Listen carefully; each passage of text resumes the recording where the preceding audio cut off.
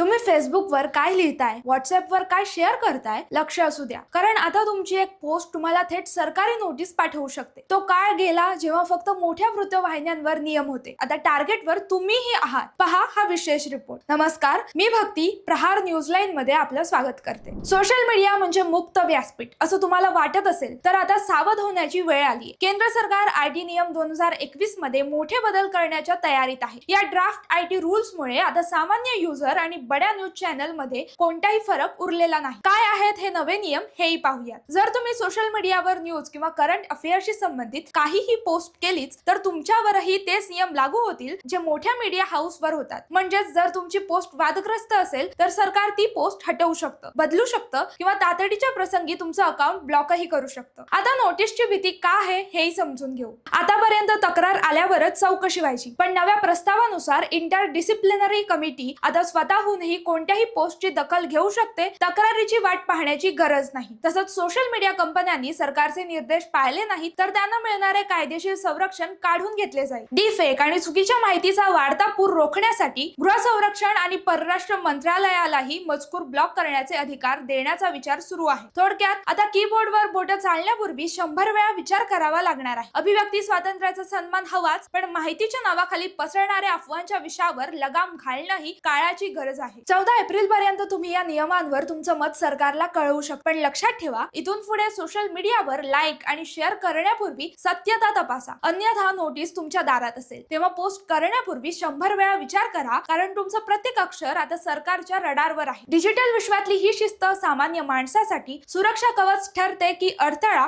हे थोड्याच दिवसात स्पष्ट होईल. माहिती आवडली असेल तर कमेंट्स मध्ये नक्की कळवा आणि असेच नवनवीन व्हिडिओ पाहण्यासाठी प्रहार न्यूज लाईनला लाईक, शेअर आणि सबस्क्राईब करायला विसरू नका. धन्यवाद.